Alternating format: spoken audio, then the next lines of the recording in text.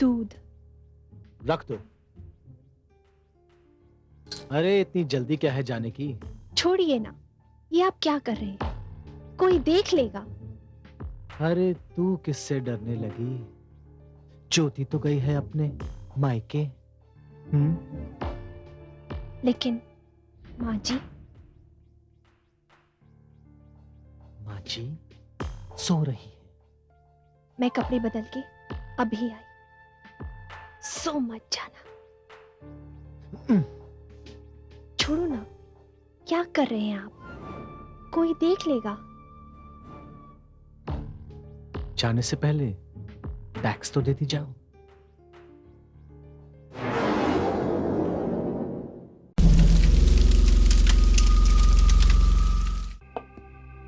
ये बंगला आपको बहुत पसंद आएगा। अच्छा। मैंने आपकी सारी रिक्वायरमेंट्स का ख्याल रखा है। एक बार आप देख लेंगे तो सारी बात समझ जाएंगे। क्या हुआ? कुछ नहीं। चलिए। जी।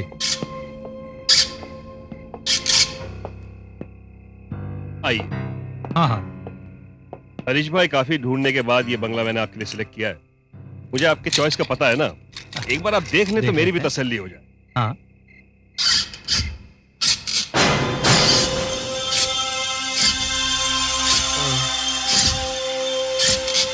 ये आपको पसंद आना ही चाहिए। चले? हाँ चलिए।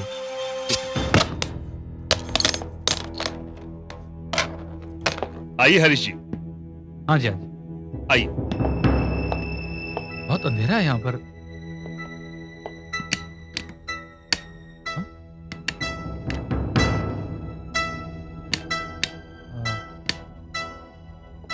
हरीश भाई, आप जरा यहाँ रुकिए।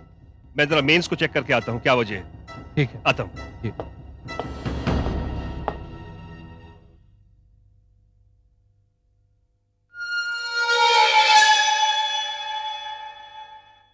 कौन? विनोद भाई? विनोद भाई कहाँ हैं आप? विनोद भाई? विनोद भाई कहाँ हैं आप? विनोद भाई? विनोद भाई? विनोद भाई?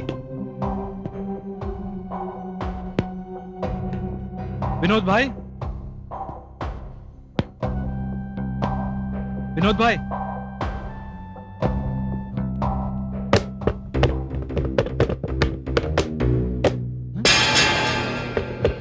कौन है?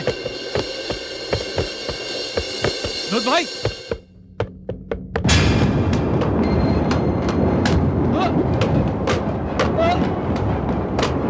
नहीं, अरे बचाओ, बचाओ, विनोद भाई, बचाओ, अरे कोई बचाओ, बचाओ, बचाओ मुझे। नहीं, नहीं, नहीं, नहीं, नहीं,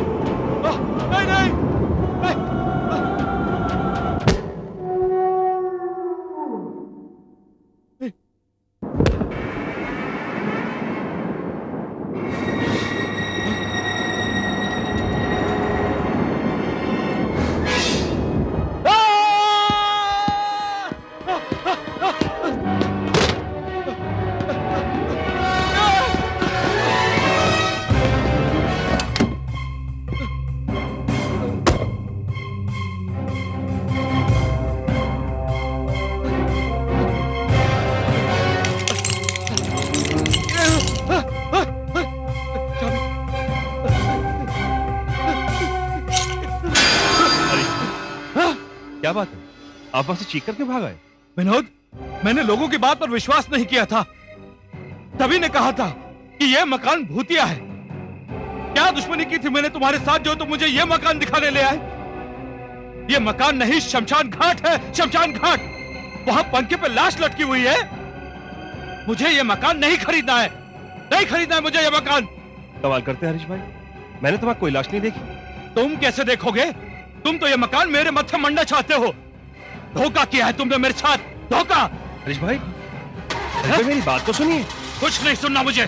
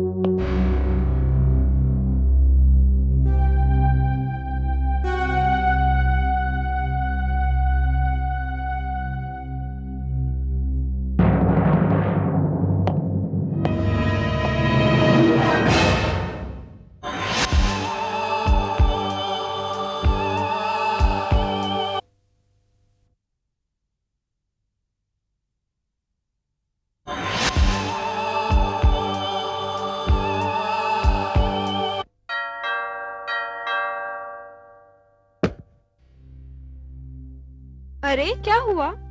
होना क्या था, मकान का सौदा आज भी नहीं हुआ। जो आया था वो भी उस मकान को भूतिया क्या कर भाग गया। रेशमा, ये तीसरा कस्टमर था। लेकिन एक बात मेरी समझ में नहीं आती। जो भी इस मकान को देखने आया उसने यही कहा कि ऊपर वाले कमरे में पंखे से एक लाश लटकी हुई है। लेकिन मुझे तो वहां कुछ भी नजर नहीं आया। अरे छोड़िए ना उस मकान को। कैसे छोड़ दूं? तुम तो जानती हो रेशमा, पूनम की एक माँ है, उसके 2 छोटे छोटे भाई हैं और उन लोगों की माली हालत भी ठीक नहीं है। अगर ये मकान बिक जाता तो उनके लिए कुछ आसरा बन जाता। देखिए, पूनम की मौत तो हो चुकी है, लेकिन उसके मौत के बारे में अभी तक ये पता नहीं चला कि उसकी मौत एक हादसा थी या उसने खुदकुशी कर ली। लेकिन हैरानी की बात तो ये है कि उसकी मौत उस मकान में नहीं, किसी और जगह हुई थी। तो फिर लोग उस मकान को भूतिया क्यों समझ रहे हैं? इसका जवाब जानने के लिए तुम्हें पूनम की जिंदगी में उतर कर देखना होगा। इसका जवाब जानने के लिए तुम्हें पूनम की जिंदगी में उतर कर देखना होगा।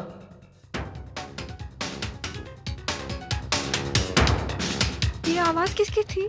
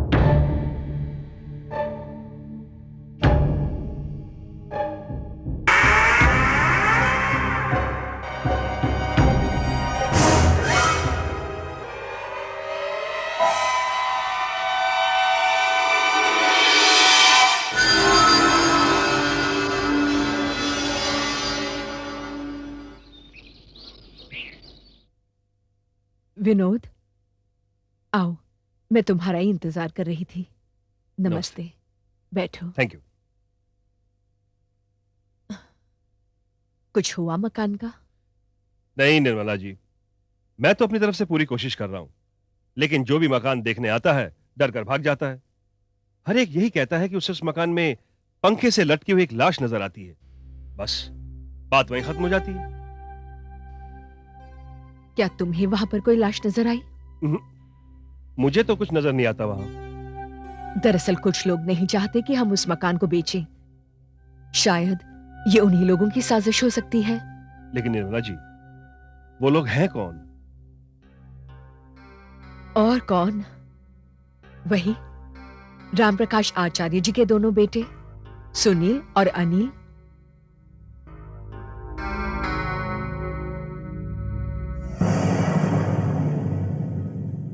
अरे किससे मिलना है आपको? अरे अरे साहब, क्या कर रहे हैं आप अंदर नहीं जा सकते ऐसे। अरे मुझे बताइए तो। अरे कैसे जा रहे हैं आप? अरे रुकिए, आप ऐसे जा नहीं सकते सर। कहिए। मैं सुनील आचार्य हूं और यह है मेरा छोटा भाई अनिल। हम दोनों राम प्रकाश आचार्य के बेटे हैं। ऐसे बैठिए।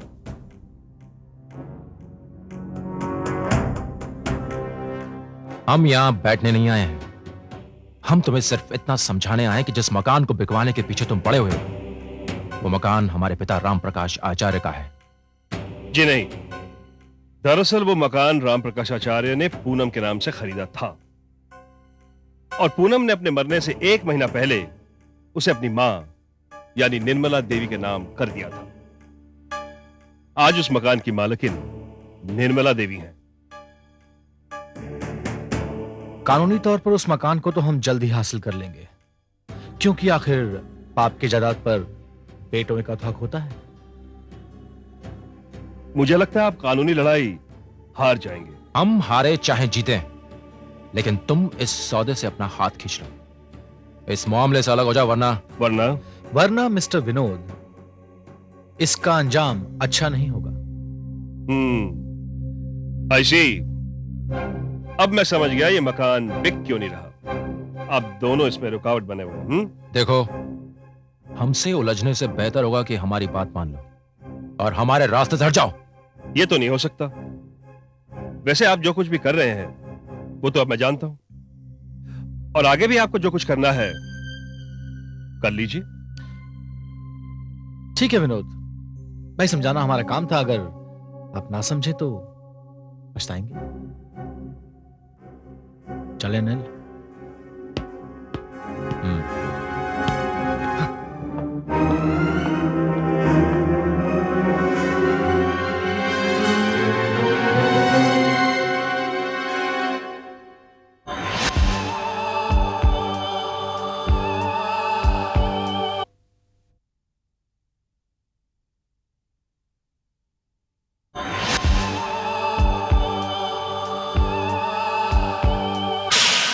क्या उन दोनों ने आके तुम्हें धमकी दे दी? हाँ निर्मला जी, लेकिन मैं उनकी धमकियों से डरने वाला नहीं हूं। वो लोग मेरा कुछ नहीं बिगाड़ सकते। पता नहीं विनोद, उन्हें तो जन्म का बैर था पूनम से, और आज वो हमारे दुश्मन बन चुके हैं। ये सब राम प्रकाश आचार्य जी के मरने के बाद हुआ है। अगर आज वो जिंदा होते तो ये कभी ना होता।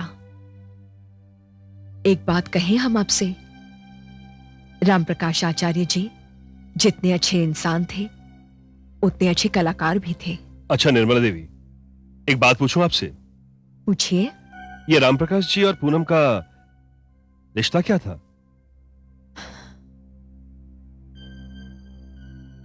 अब क्या नाम दूं उस रिश्ते को? पूनम को वायलिन बजाने का बेहद शौक था, पर हमारे हालात इतने अच्छे नहीं थे कि हम उसका शौक पूरा कर सकते। पूनम को राम प्रकाश आचार्य जी से ही वायलिन सीखना था। उसी ने मुझसे कहा कि उनकी वो पहली मुलाकात कैसे हुई।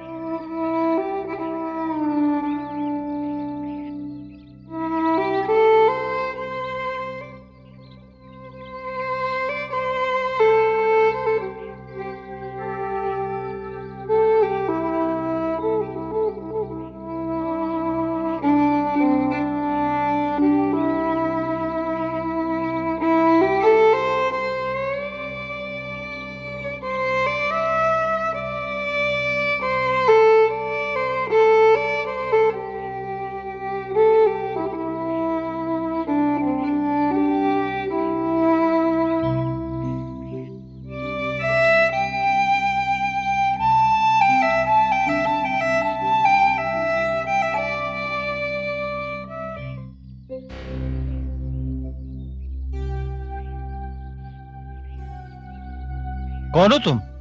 हाँ मैं तुमसे पूछ रहा हूँ, कौन हो तुम? जी मैं हूँ। मैं का कोई नाम तो होगा? जी पूनम नाम है मेरा। अच्छा अच्छा, पूनम, कैसे आना हुआ? वायलिन की आवाज सुनकर खिंची चली आई। माना कि बंगले का गेट खुला है, लेकिन अंदर आने से पहले इजाजत तो लेनी चाहिए थी। जी जानती हूँ कि गलती हो गई, माफ कर दीजिए प्लीज। सचमुच वैसी हो जैसी दिखाई दे रही हो। आने की वजह? सच पूछिए तो पिछले कई दिनों से मैं छुप छुप कर आपको वायलिन बजाते हुए देख रही थी। मैं आपसे वायलिन बजाना सीखना चाहती हूँ, पर आप तो बहुत बड़े कलाकार हैं ना। तुम वायलिन बजाती हो? जी, बस यूं ही। ठीक है, आओ। हाँ? आओ।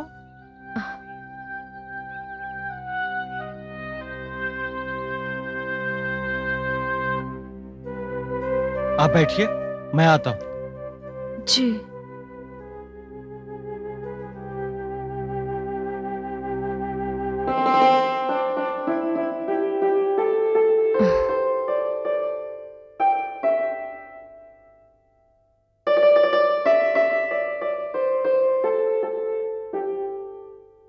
ये लो, जी बजाओ। जी। मैं भाई अगर मुझे तुम में कोई बात नजर आएगी तो मैं जरूर सिखाऊंगा।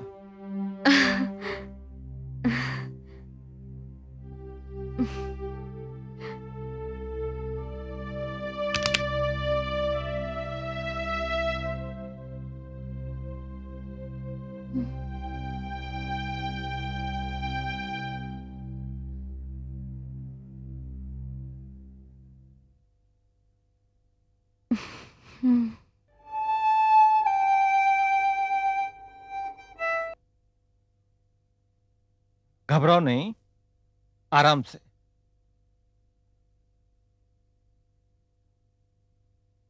बजाओ।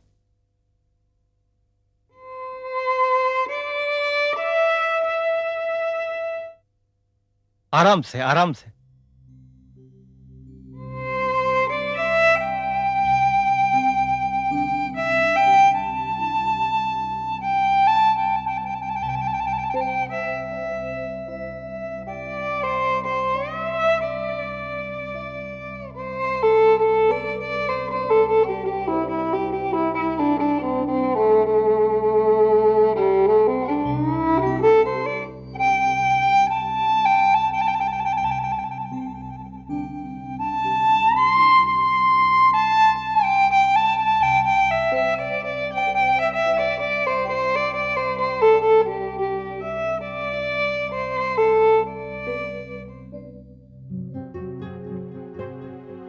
क्या हुआ, आपको पसंद नहीं आया?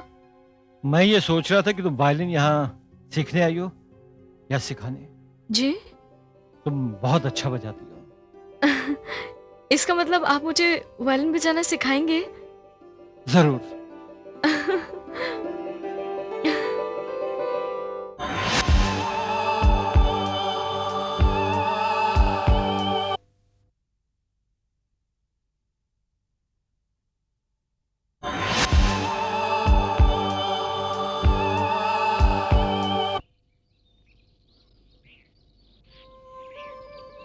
और राम प्रकाश आचार्य जी ने पूनम को अपना शिष्य मानते हुए उसे वायलिन बजाना सिखाना शुरू कर दिया।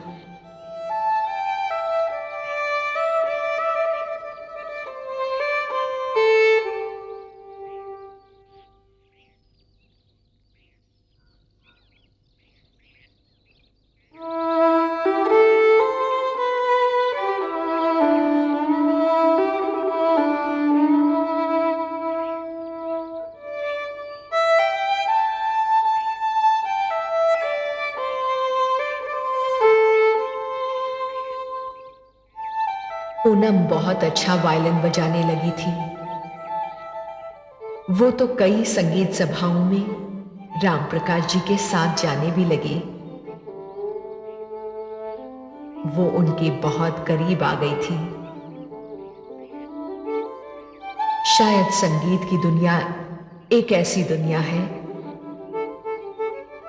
जहां छोटे बड़े, ऊंच नीच, जात पात और उम्र का भी कोई लिहाज नहीं होता। और यही पूनम के साथ हुआ। उम्र के फर्क के बावजूद राम प्रकाश और पूनम प्यार के रिश्ते में बंध गए। पूनम मुझसे कोई बात नहीं छुपाती थी। राम प्रकाश जी के उस हर मुलाकात का हाल वो मुझे सुनाती।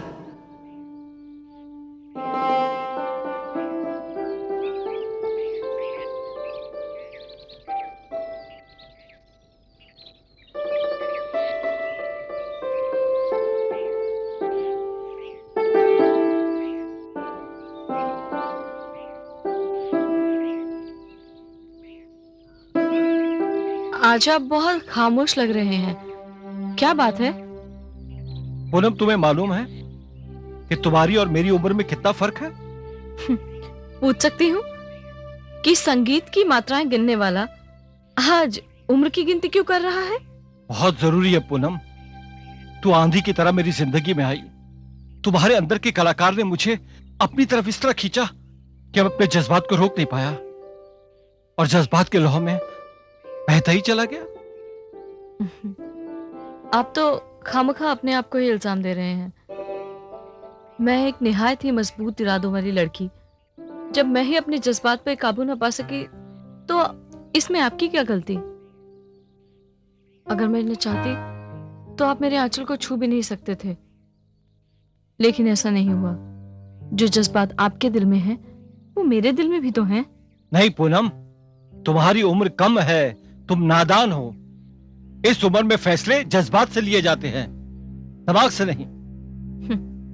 नहीं, मेरी उम्र कम हो सकती है, मगर मेरी सोच नहीं। मैंने दिल से आपको सब कुछ मान लिया है। आप मेरे लिए भगवान हैं। पूनम, ये तुम्हारा पागलपन है। तुम वो एक फूल हो जो जिंदगी की डाल पर अभी अभी खिला है, और ये फूल अपने भगवान पर अर्पित हो गया है, तो इसमें बुरा क्या है? मैं एक बात ईमानदारी के साथ कह सकती हूँ कि मैंने जिंदगी में शादी न करने का फैसला कर लिया था, पर अब वो फैसला मैंने बदल दिया है। लेकिन अगर आप मुझे ठुकराना चाहते हैं तो बात कुछ और है। नहीं पूनम, ऐसी बात नहीं है। अभी तुम्हारे सामने तुम्हारी पूरी जिंदगी पड़ी है, तुम्हारा घर है, तुम्हारा समाज है। तुमने गलत फैसला किया है। अगर आप इसे नैतिकता के नजरिए से देखते हैं तो हो सकता है कि यह फैसला गलत है। वैसे भी इस फैसले से मेरी माँ भी खुश नहीं है। उन्होंने मेरे सामने एक शर्त रखी है, या तो मैं आपका साथ छोड़ दूं या अपना घर। क्या? हाँ, मैंने अपना घर छोड़ दिया है। लेकिन आप चिंता मत कीजिए, मैं आपके ऊपर बोझ नहीं बनूंगी। बोझ? नहीं पूनम, तुम कभी भी बोझ नहीं थी। तुम एक ऐसी कलाकार हो जिसके लिए शानदार भविष्य इंतजार कर रहा है, सिर्फ देश ही में नहीं, विदेश में भी। खैर, अब तो मुझे तुम्हारे लिए एक घर का इंतजाम करना पड़ेगा।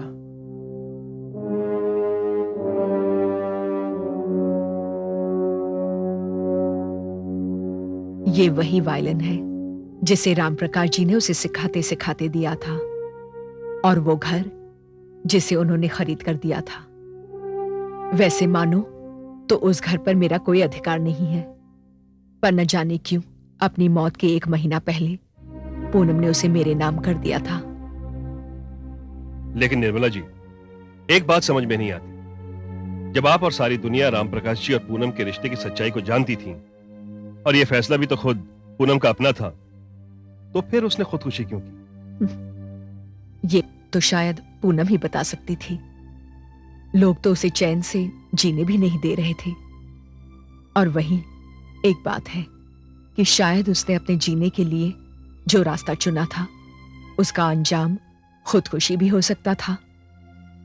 ये बात तो अब एक राज है कि पूनम की मौत एक हादसा था या खुदकुशी। मैं तो भगवान से यही प्रार्थना करूंगी कि भगवान उसकी आत्मा को शांति दे। शायद आप ठीक कह रही हैं। खैर, आप फिक्र ना करें, मैं किसी और आदमी से बात करता हूं। लेकिन निर्मला जी, इस बीच आप एक काम जरूर कीजिए। आप उस घर में शांति पाठ करवा दीजिए। जी विनोद जी। मैं चलता हूं। जी।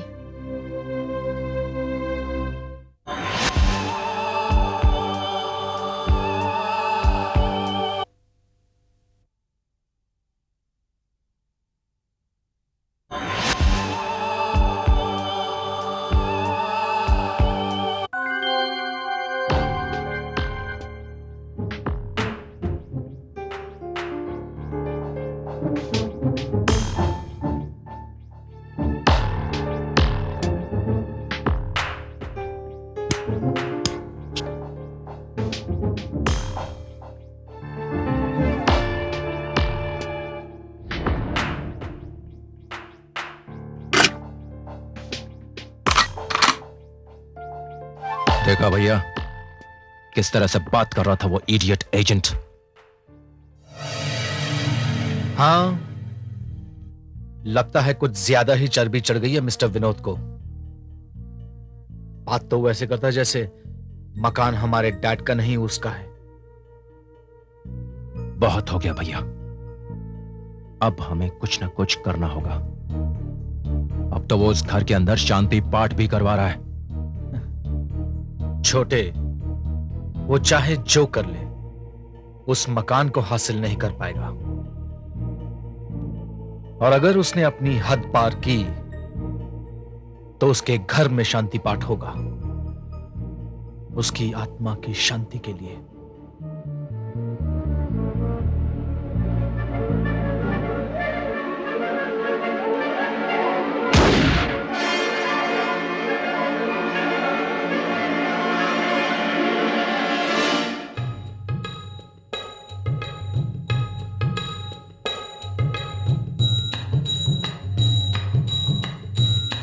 हवन की तैयारी हो गई है, शुरू करें? निर्मला जी, जी कीजिए। जी।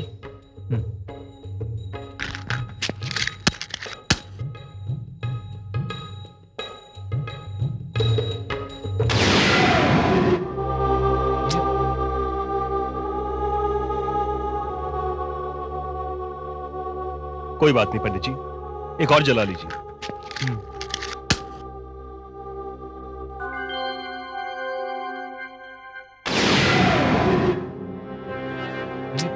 ये कैसा अपशगुन हो रहा है?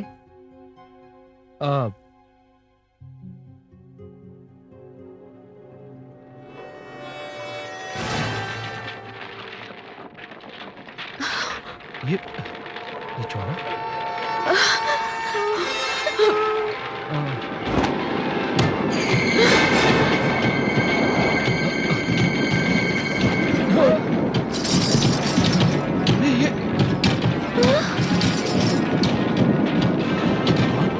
ये क्या हो रहा है?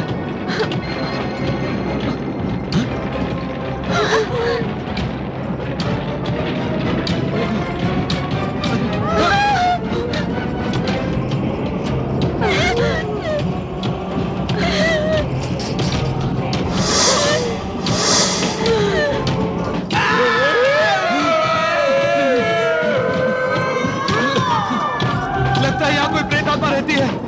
मैं यहाँ नहीं रुक सकता। नहीं, मैं यहाँ नहीं रह सकता। नहीं, मैं यहाँ नहीं रह सकता। मैं नहीं रुक सकता। अरे राम राम राम राम राम राम। विनोद जी,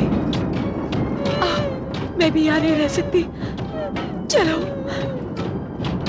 चलो बच्चों। निर्मला जी, निर्मला जी,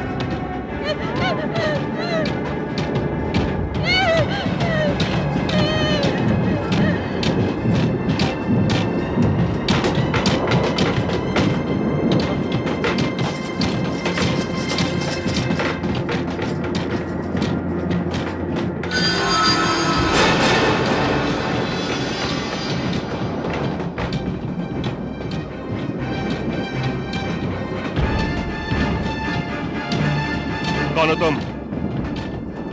कौन हो तुम? मैं कहता हूं बंद करो ये सब।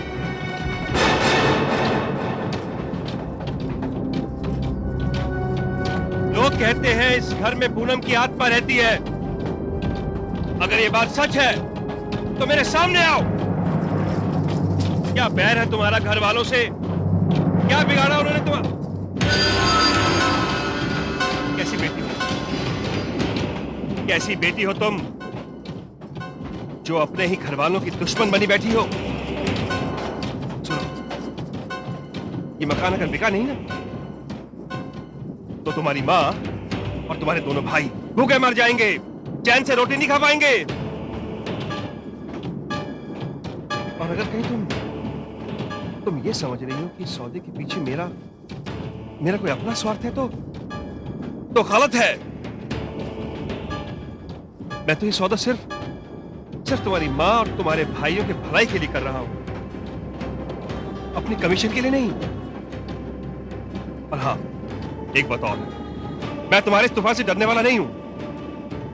अगर किसी को मारना है तो मुझे मारो, मारो मुझे, मैं कहता हूं मारो।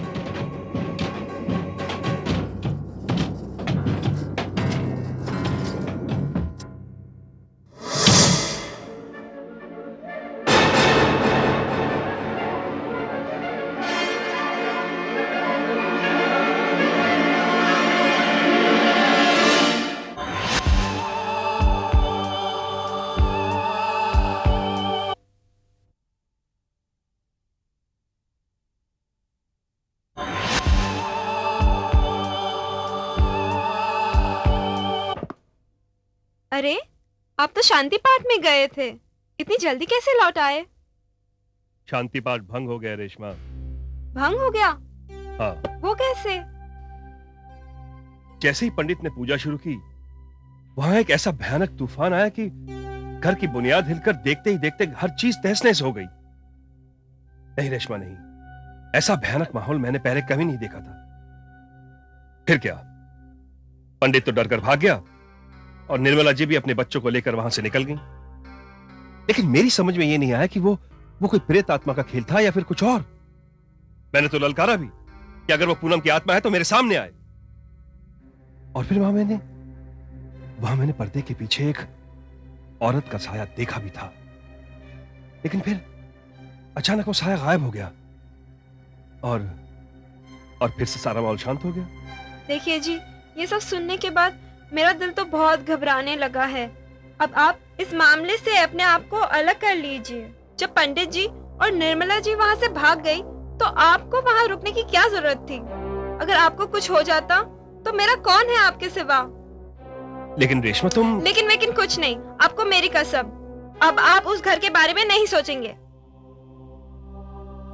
रेशमा, तुम तो जानती हो ये सब मैं पूनम और उसके दोनों छोटे भाइयों के लिए कर रहा हूँ। देखिए, हमदर्दी जताना कोई बुरी बात नहीं है, लेकिन खुद की जान पर बनाए ऐसी हमदर्दी का क्या फायदा? नहीं, आप अभी जाके निर्मला जी से कह दीजिए कि वो ये काम किसी और से करवा दें। ठीक है, मैं एक बार निर्मला जी से जाकर जरूर मिलूंगा। नहीं विनोद, अब तो मैं भी तुमसे यही कहना चाहूंगी कि भूल जाओ उस मकान के बारे में। उस मकान से हमारा कोई लेना देना नहीं है। आज जो मेरी आंखों ने देखा वो क्या था? ये तो बस भगवान ही जानता है। लोग तो ठीक ही कहते थे, जिनकी अकाल मृत्यु होती है उनकी आत्मा भटकती रहती है। हमने तो काफी प्रयास किए शांति पाठ करने के, पर वहां शांति पाठ नहीं हो सका। वहां का भयानक मंजर देखकर तो मैं डर गई थी, मैं भूल चुकी थी। विनोद जी, आपने भी तो अपनी तरफ से कोशिश की थी। भूल जाइए उस मकान को, भूल जाइए। मैं नहीं चाहूंगी कि मेरी हमदर्दी जताने में आपकी जिंदगी पर कोई आंच आ जाए। शायद अब ठीक कहने निर्मला जी, लेकिन एक बात मैं आपसे कहना चाहूंगा। आप कभी भी अपने आप को अकेला मत समझिए, मैं हर वक्त आपके साथ हूं। अच्छा, मैं चलता हूं। नमस्ते।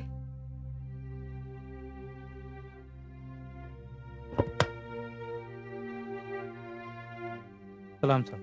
कोई आया था? नहीं साहब, आज ऑफिस में कोई नहीं है। अच्छा, तुम भी जाओ। जी? मैंने कहा तुम भी जाओ। जी साहब, थैंक यू।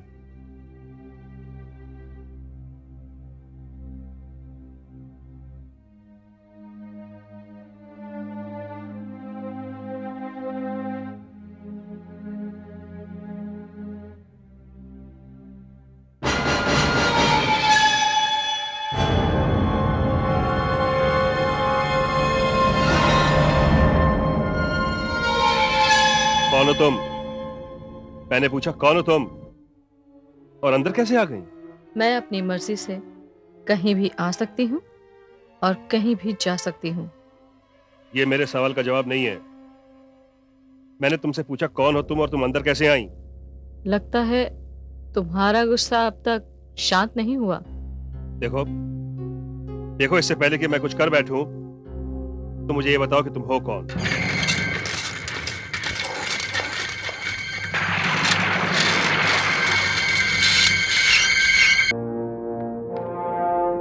मेरा नाम पूनम है।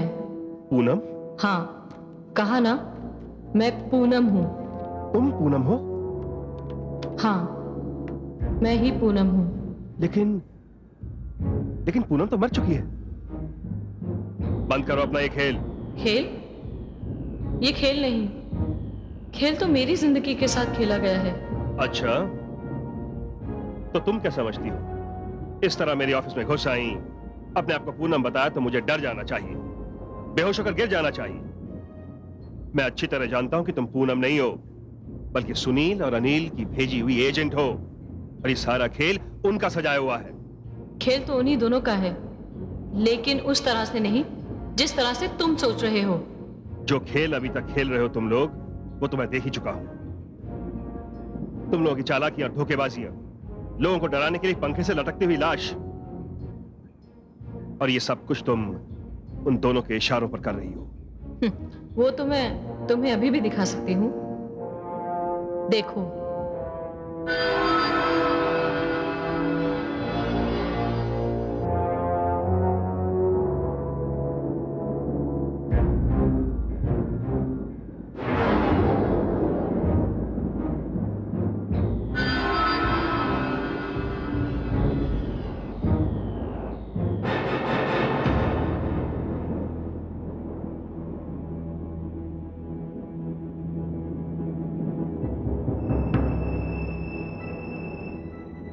ये सुनो, ये तुम क्या कर रही हो? देखो देखो, ये चालाकी मुझसे नहीं चलेगी। सुनो, ये क्या कर रही हो तुम?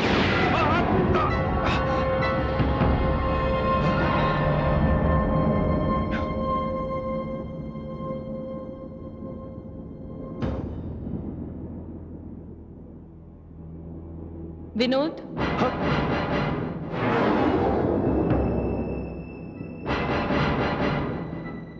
यानी तुम? हाँ हाँ विनोद, मैं पूनम हूँ, जिंदा नहीं, एक आत्मा। लेकिन लेकिन ये सब कुछ जो हो रहा है, वो क्यों, किस लिए?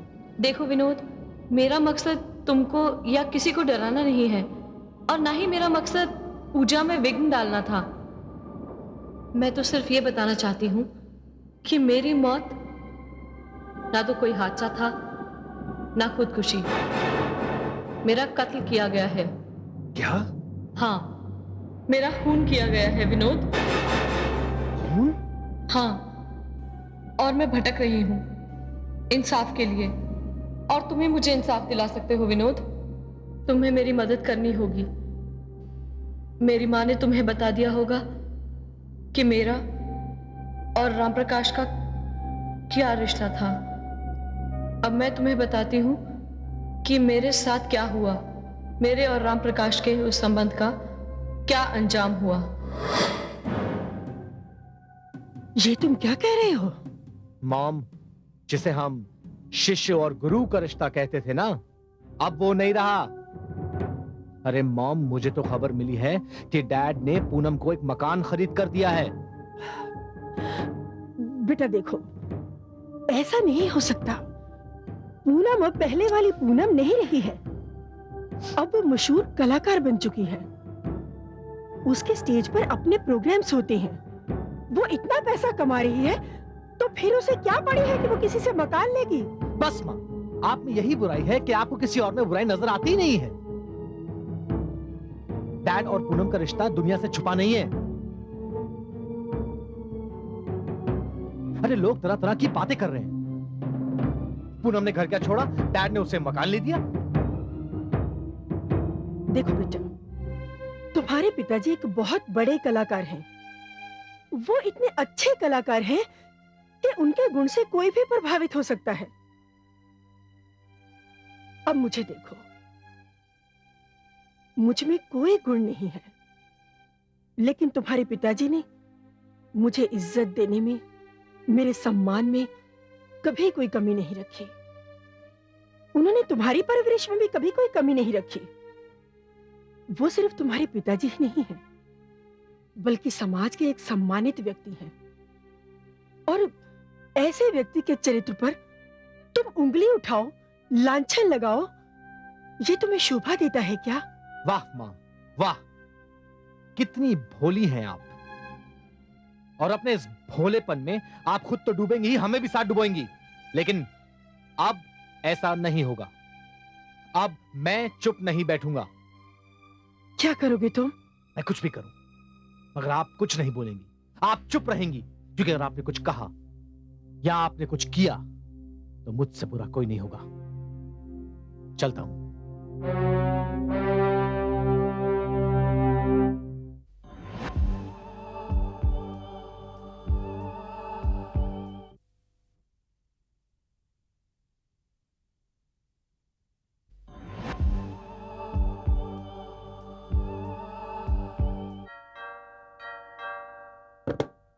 नमस्ते मैम साहब।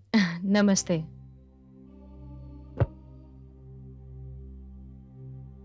अरे सब लोग कहाँ हैं? साहब तो अपने संगीत रूम में हैं और मैम साहब अपने रूम में हैं। अगर आप कहें तो बुला दूं? नहीं नहीं, तुम आशा जी से जाकर बता दो कि मैं आई हूँ।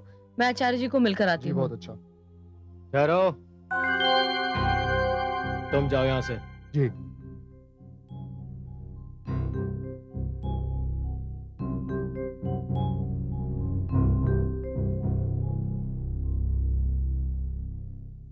क्या बात है? एक घर पर तो कब्जा कर चुकी हो, अब इस घर को भी हासिल करना चाहती हो? ये क्या कह रहे हो तुम? मैं जो कह रहा हूं सच कह रहा हूं। आज के बाद तुम इस घर में नहीं आओगी। सुनील, ये क्या हो रहा है? डैड, यहां कुछ नहीं हो रहा है। जो कुछ हो रहा है आप दोनों के बीच हो रहा है। और ये जो कुछ भी हो रहा ना डैड, इसे हमें सुधारना है। ये आज के बाद इस घर में नहीं आएगी और बेहतर होगा कि आप इससे खुद कहें कि ये यहाँ से चली जाए और इस घर में फिर कदम ना रखे। ये घर मेरा है, मैं इस घर का मालिक हूं। मैं फैसला करूंगा कि इस घर में कदम कौन रखेगा और कौन नहीं रखेगा। नहीं डैड, अब ये फैसला आप नहीं हम करेंगे। अरे तू कैसी बेशरम औरत है, तेरी वजह से इस घर में महाभारत छिड़ गया है और तू अब तक यहाँ खड़ी है। अरे जा यहाँ से। बिमला, तू इस घर की नौकरानी है, तेरा जो काम है सिर्फ वही कर। चल जा यहाँ से। अरे मीम साहब, आपको जिसे इस घर के बाहर कर देना चाहिए उससे तो आप कुछ कह नहीं रही, सिर्फ मुझे को डांट रही है। मैंने जो कहा इस घर की भलाई के लिए कहा। बिमला, इस घर की भलाई हम तुमसे ज्यादा अच्छी तरह समझते हैं। तुम जाकर चुपचाप अपना काम करो। जाओ यहाँ से। तू यहाँ से जाती है या नहीं? मैं जा रही हूँ। नहीं पूनम, पूनम यहाँ से नहीं जाएगी। वो हमारी मेहमान है, हमने उसे डिनर पर बुलाया है। नहीं आचार्य जी, मेरा अब यहाँ रुकना मुनासिब नहीं। प्लीज आप मुझे जाने दीजिए। पूनम, पूनम मेरी बात सुनो।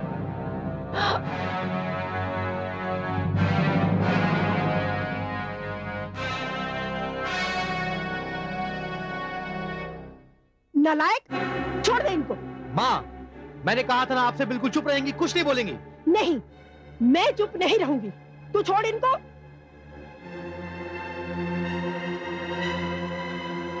आशा, इन्हें कुछ मत कहो। कसूर इनका नहीं है, कसूर तो हमारा है जो ऐसे सपोलों को पाल पोस कर बड़ा किया है। इन्होंने घर में जो आज हरकत की है वो कल बाहर जाकर भी करेंगे, तो हमारी क्या इज्जत रहेगी? डैड, अपनी इज्जत आपने खुद गंवाई है। ये तू कह रहा है निकम्मे, जो खुद कोई काम धाम नहीं करता, सिर्फ आवारागर्दी करता है, रंगरलियां मनाता है। इतना जवान जहान हो गया और अभी तक बाप के टुकड़ों पर पल रहा है। शर्म आनी चाहिए तुम्हें, शर्म आनी चाहिए। शर्म तो इन्हें आनी चाहिए माँ, इस बुढ़ापे के अंदर अपने बीवी और बच्चों के सामने एक जवान लड़की के साथ रंगरलियां मना रहे? अनिल!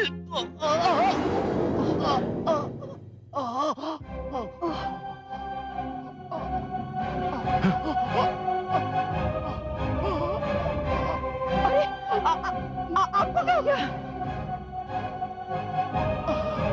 अरे तुम लोग खड़े देख क्या रहे हो? जाओ जल्दी से डॉक्टर को बुलाओ, फोन करो कोई डॉक्टर को। आपको कुछ नहीं होगा, आपको कुछ नहीं होगा, आपको कुछ नहीं होगा, धीरज रखिए, आपको कुछ नहीं होगा, आपको नहीं।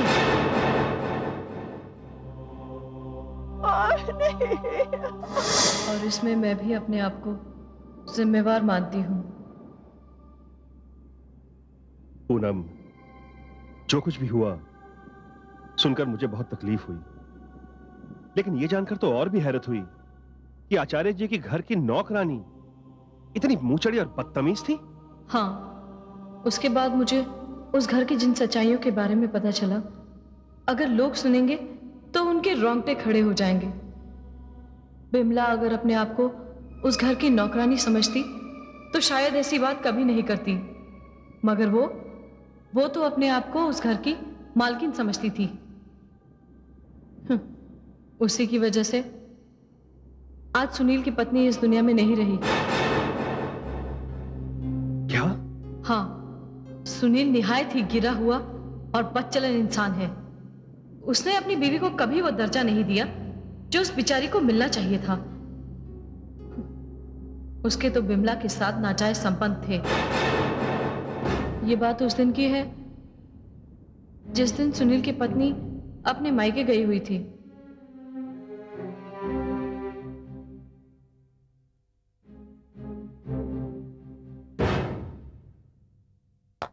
साहब, दूध रख दो। अरे इतनी जल्दी क्या है जाने की? छोड़िए ना, ये आप क्या कर रहे हैं? कोई देख लेगा। अरे तू किससे डरने लगी?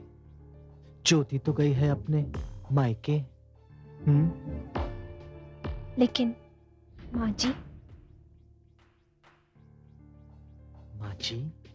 सो रही है।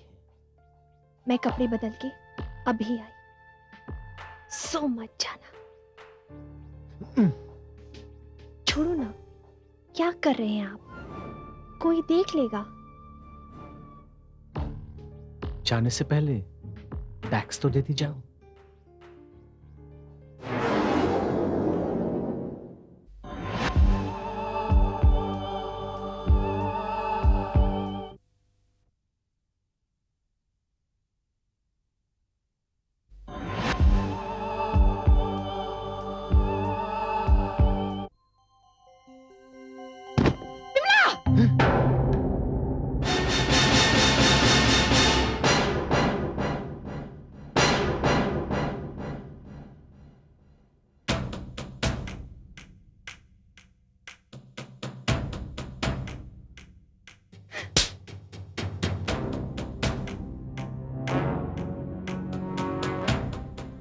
बेशरम औरत, तेरी इतनी हिम्मत!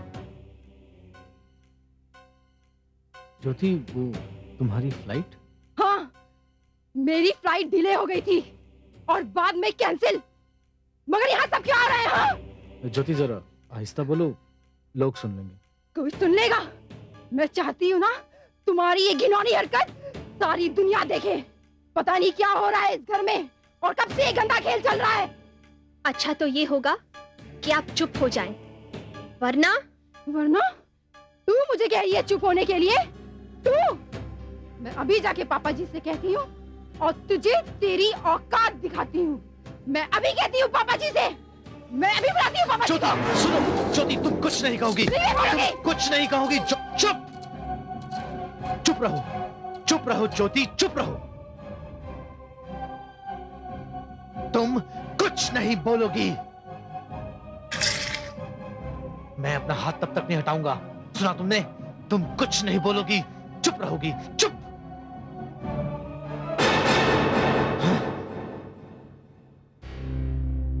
अरे साहब, ये तो बेहोश हो गई। ओह गॉड, मैं तो भूल ही गया था कि इसे सांस की तकलीफ है। ज्योति, ज्योति, ज्योति! अरे साहब, ये तो मर गई। आपने इसे मार दिया। नहीं, नहीं, मैंने तो इसका मुंह बंद किया था सिर्फ इसलिए कि कुछ बोले ना। मुझे क्या पता इसकी सांसें रुक जाएगी। अब ये सोचना है कि आगे क्या करना है। साहब जी, हमने तो कुछ नहीं किया। अब इस झंझट से आप ही निपटिए। नहीं, ये सब तेरी वजह से हुआ है, समझी तू? तेरी वजह से।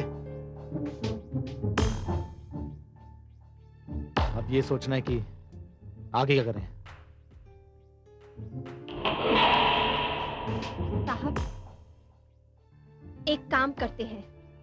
घर पे सभी लोग सो रहे हैं। इसे यहाँ से ले जाके किसी सुनसान जगह पर ले जाके फेंक आते हैं। नहीं, इसके लिए तो कुछ और ही सोचना पड़ेगा। सुनील और बिमला ने ज्योति की लाश को पंखे से लटका दिया और उसकी मौत खुदकुशी बन गई। और इत्तेफाक से डॉक्टर ने भी यही रिपोर्ट दी कि ज्योति की मौत सांस के रुक जाने की वजह से हुई है। और सुनील साफ साफ बच गया। इसका मतलब तो ये हुआ कि पंखे से जो लटकती हुई लाश दिखाई पड़ती है वो, हाँ, वो ज्योति की लाश है।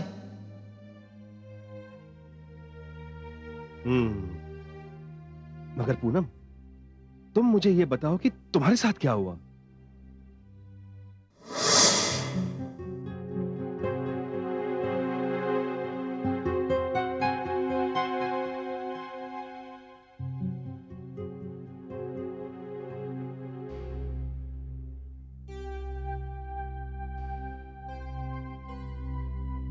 क्या बात है वकील साहब, आप खामोश क्यों बैठे हैं? वसीयत क्यों नहीं पढ़ते? जब तक मिस पूनम यहाँ नहीं आ जाती, मैं ये वसीयत नहीं पढ़ सकता। क्या ताल्लुक है पूनम का उस वसीयत से? ताल्लुक है। वसीयत के मुताबिक आप लोगों की तरह मिस पूनम भी एक बेनिफिशियरी है। क्या बोला आपने? क्या बकवास कर रहे हैं आप? दिमाग तो नहीं खराब हो गया आपका? सुनील, इस वसीयत में खास तौर से जिक्र किया गया है मिस पूनम का, इसलिए हमें उनका इंतजार तो करना ही होगा। वकील साहब, आप नाराज मत होइए, मैं समझती हूँ। क्या मैं अंदर आ सकती हूँ?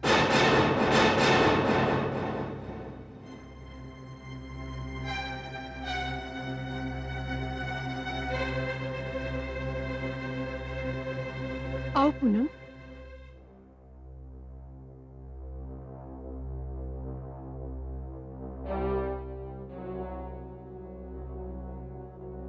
मुझे यहाँ क्यों बुलाया गया है?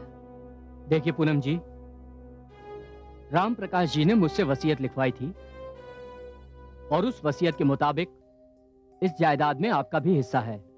लेकिन वकील साहब, मुझे इसमें से कुछ नहीं चाहिए। अरे बंद करो अपना नाटक। ये नाटक नहीं है, मगर तुम इस बात को नहीं समझोगे। देखिए, बहस करके कोई फायदा नहीं है। बेहतर होगा आप ये वसीयत गौर से सुने और मुझे आगे की कार्रवाई करने दें। इस वसीयत में उन्होंने अपनी जायदाद के 4 हिस्से किए हैं। एक हिस्सा उन्होंने अपनी धर्मपत्नी आशा देवी के नाम किया है। 2 हिस्से उन्होंने अपने दोनों बेटे सुनील और अनिल के नाम किए हैं और चौथा हिस्सा मिस पूनम के नाम लिखा है।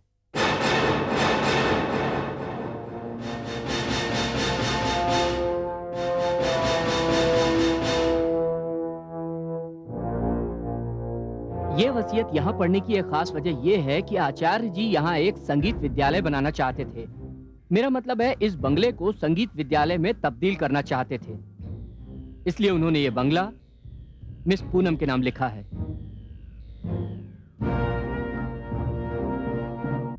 इस वसीयत के जरिए आचार्य जी ने मेरे सामने एक बहुत बड़ी समस्या खड़ी कर दी थी, क्योंकि उनकी अंतिम इच्छा थी कि वो उस बंगले को संगीत विद्यालय में तब्दील करना चाहते थे।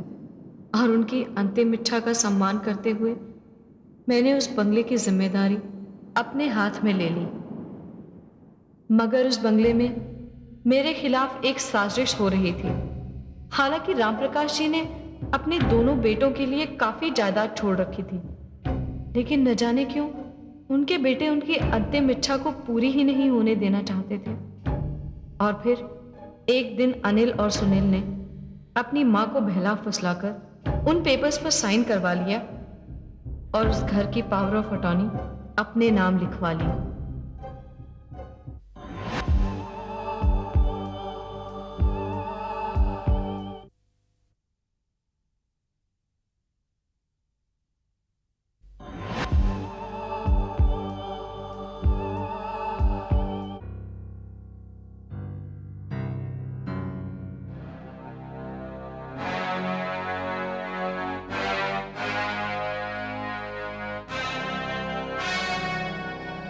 आप लोग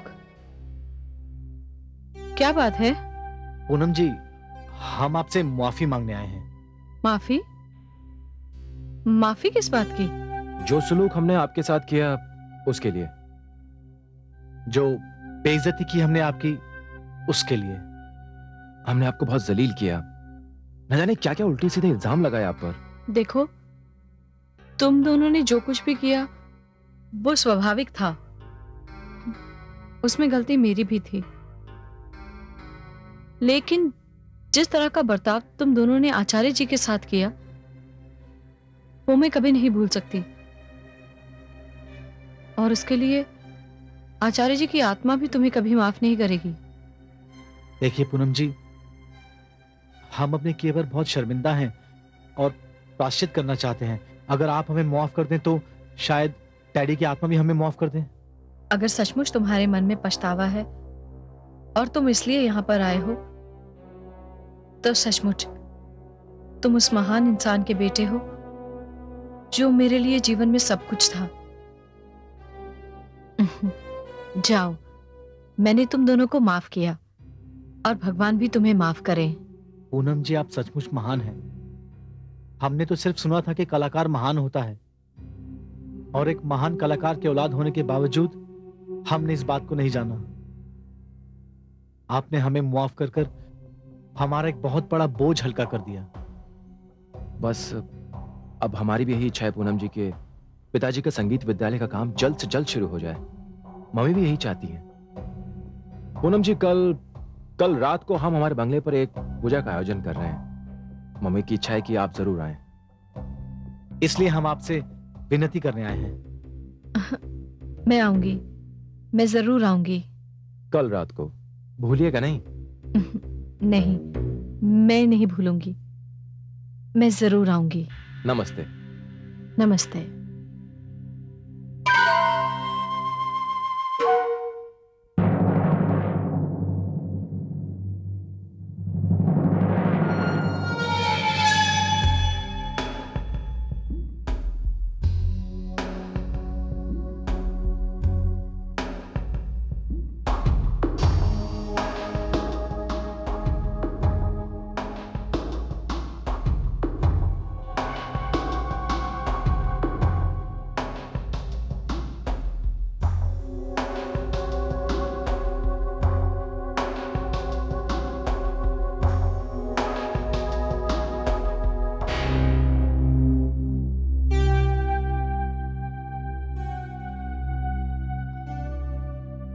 सुनील, अनिल,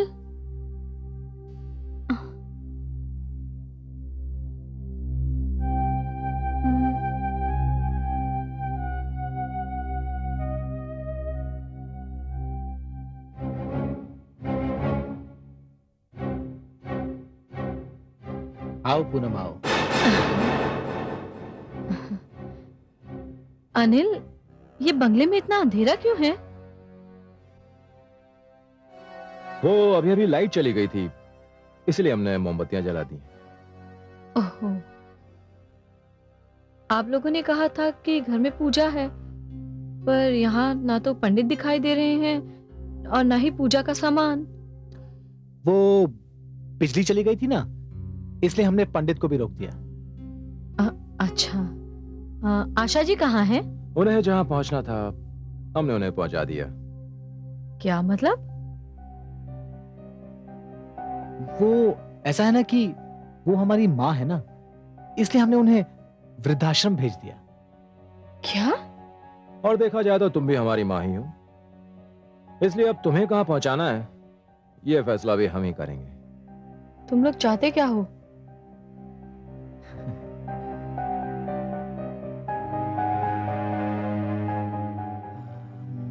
पूनम, वो जो हम कल मुआफी वगैरह मांगने आए थे ना, दरअसल वो एक बहाना था कि तुम चुपचाप यहाँ चली आओ। और अब ना तो किसी ने यहां तुम्हें आते देखा है और ना जाते देखेगा। पूनम, इस वक्त तो तुम अपनी जिंदगी की कुछ आखिरी सांसें गिन रही हो। क्या मतलब? मतलब मैं समझाता हूं तुम्हें।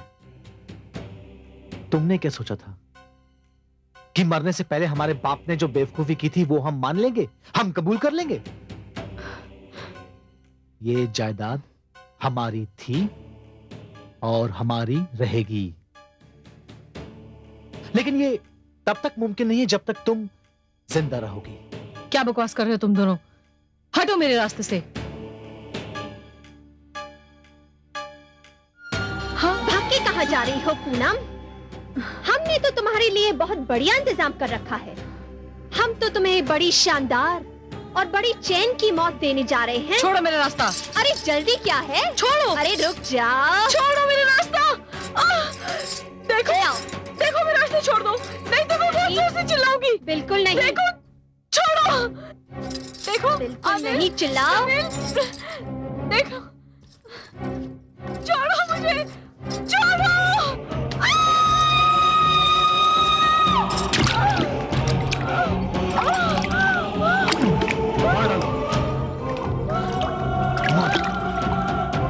हमारा घर था, हमारी जायदाद थी, सब कुछ हमारा है।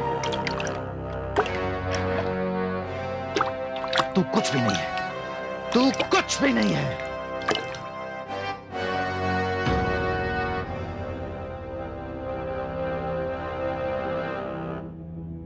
घर लेगी,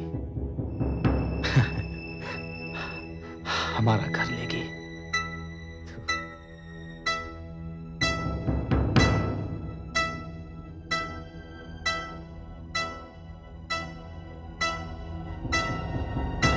चलो।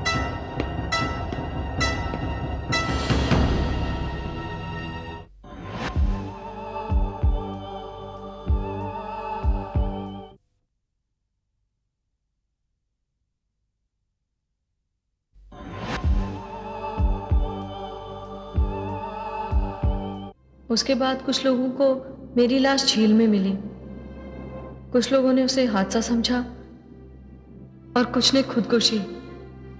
ये लोग तो बहुत खतरनाक है पूनम। इन्होंने पहले ज्योति को मारा, राम प्रकाश आचार्य के मौत के जिम्मेदार भी वही हैं, और उसके बाद उन्होंने तुम्हारी हत्या की, और आज तक ये आजाद घूम रहे हैं। हाँ, लेकिन अब वो आजाद नहीं घूम पाएंगे। उन्हें भी बिल्कुल वैसी सजा मिलेगी जैसी मौत उन लोगों ने मुझे दी। विनोद, मैं तुम्हारे पास इसलिए आई हूं ताकि तुम मेरी मदद कर सको।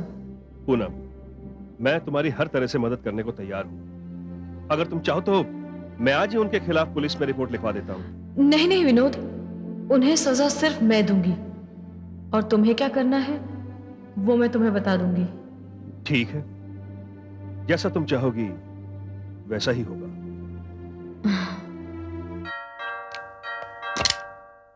जी नमस्ते साहब, ये रजिस्टर्ड लेटर है सुनील आचार्य के नाम पर, यहाँ दस्तखत कर दीजिए।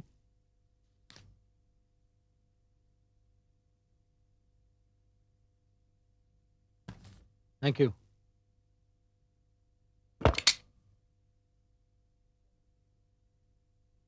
किसका लेटर है भैया? पता नहीं, खोल के देखता हूं।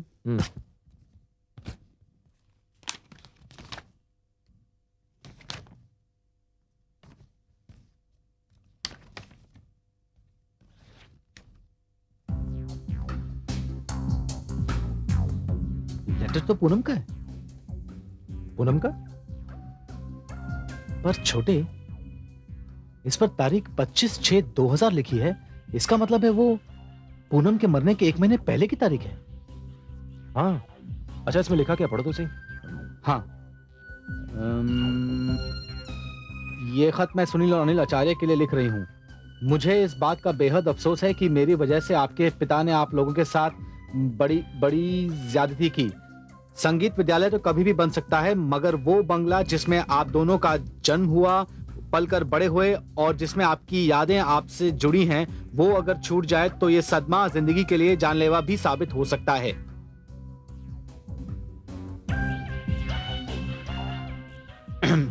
मैंने इस बात को महसूस किया और मैं बार बार शर्मिंदा भी हुई।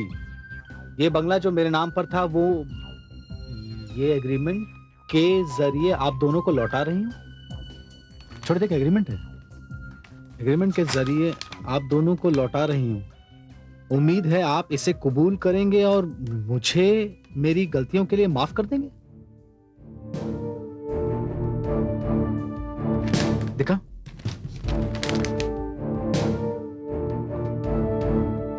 यार छोटे, हमने तो पूनम को समझने में गलती कर दी। हाँ भैया, हमने तो खामखा उसे मार डाला। और ये देख एग्रीमेंट, उसने बंगला हमारे नाम पे कर दिया और अब हम बंगले के मालिक हैं। हाँ भैया, बंगले के मालिक तो हम हैं, लेकिन सिर्फ नाम के लिए। क्या मतलब? मतलब ये कि बंगला क्या चाटना है।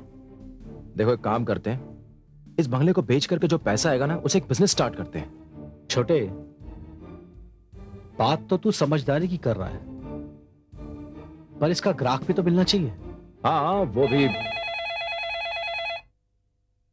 देखता हूं। हेलो। हेलो, क्या मैं सुनील आचार्य से बात कर सकता हूं? बोल रहा हूं। कहिए, कौन बोल रहे हैं आप? जी, मैं विनोद, एस्टेट एजेंट। फोन क्यों किया? जी, दरअसल आपके बंगले को खरीदने के लिए कुछ पार्टीज हैं। अब पहले तो मेरी हिम्मत नहीं हुई आपसे इस सिलसिले में बात करने की, लेकिन फिर मैंने सोचा बिजनेस ही तो है, इसलिए अगर आप कहें, इफ यू आर इंटरेस्टेड, तो मैं पार्टी को लेकर आपके बंगले पर 7 बजे आ जाऊंगा शाम को। होल्ड करो। कौन है? विनोद, वो एस्टेट एजेंट। क्या कर रहे हैं? वो कह रहा है कि बंगले के लिए कोई खरीदार मिल गया है। हाँ कर दूं? हाँ हाँ, नेकी और पूछ पूछ। मगर विनोद के साथ? भैया, इस वक्त ये सब भूल जाओ, सिर्फ अपना काम निकालो। बोल दो। हाँ, तो ठीक कह रहा है। विनोद, वो बंगले को बेचने में हम इंटरेस्टेड तो हैं, और अब हम उस बंगले के कानूनी मालिक बन गए हैं, तो कोई अड़चन भी नहीं होगी उसे बेचने के लिए। ठीक है, तो सुनील साहब, फिर तो आपको इस बंगले की अच्छी कीमत भी मिलेगी। विनोद, तुम्हारे अंदाज से कितनी कीमत मिल सकती है? यही समझ लीजिए, कम से कम 3 करोड़ रुपए। 3 करोड़? जी, और अगर आपको कम लगती है तो बढ़ा भी सकते हैं। नहीं नहीं, बस आप जो मुनासिब समझे वो कीजिए। बस आप पार्टी ले आइए। हाँ, लेकिन टाइम को याद रखिएगा, शाम को ठीक 7 बजे। हाँ हाँ, समझ गए, 7 बजे। ओके।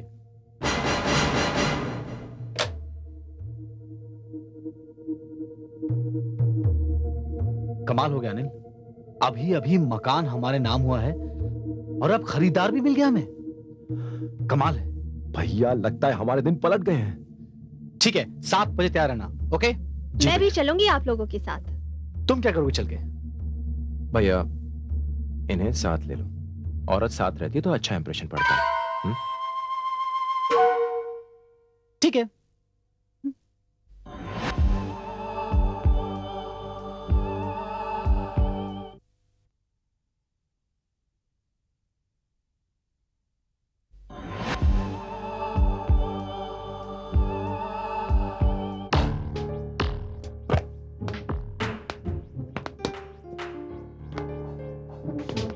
कोई नजर नहीं आ रहा अनिल? कोई है ही नहीं।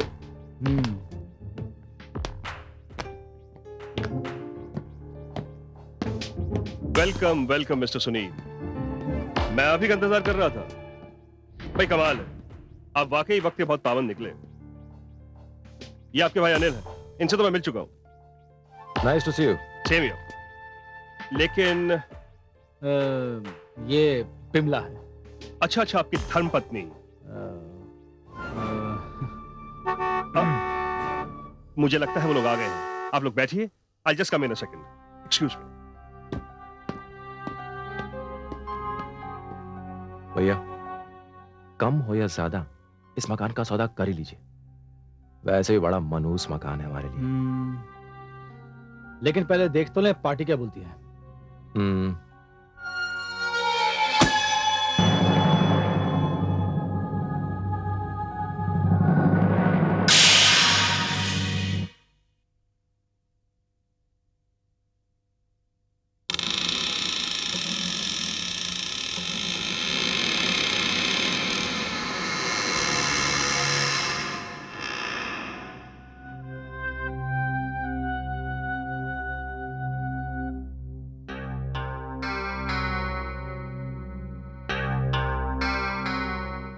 तुम रुको, मैं देख के आता हूं। लगता है ये विनोद कोई खेल खेल रहा है हमारे साथ।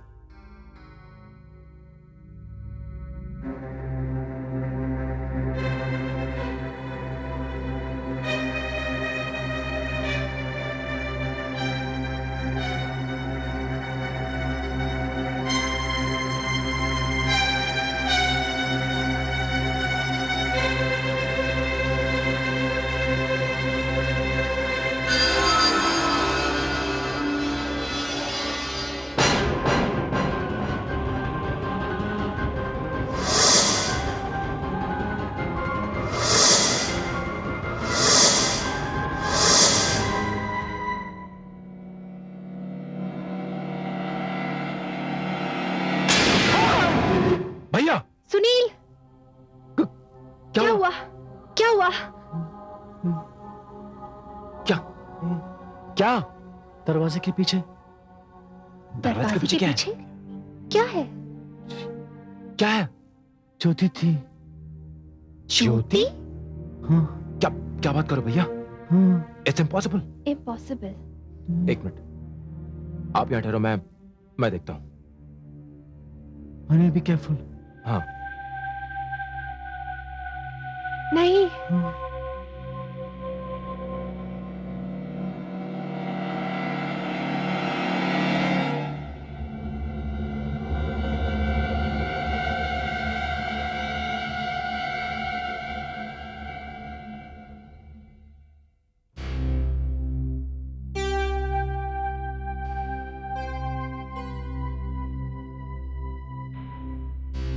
भैया, अंदर तो कोई भी नहीं है, सब ठीक है।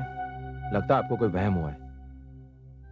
जो कुछ भी हो, अब हम यहाँ एक पल नहीं रुकेंगे। चलो यहाँ से, चलो। ठीक है भैया।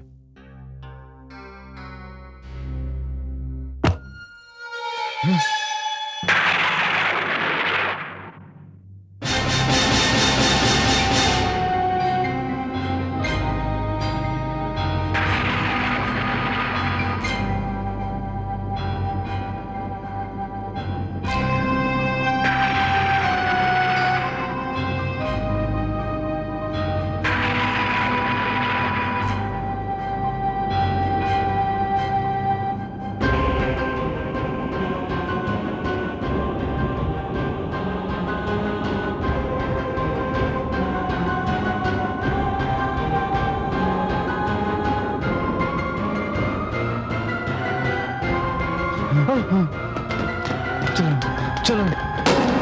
खोलो, खोलो। भैया, वो दरवाजा। वो एक और दरवाजा। चलो चलो, भागो। खोलो, खोलो।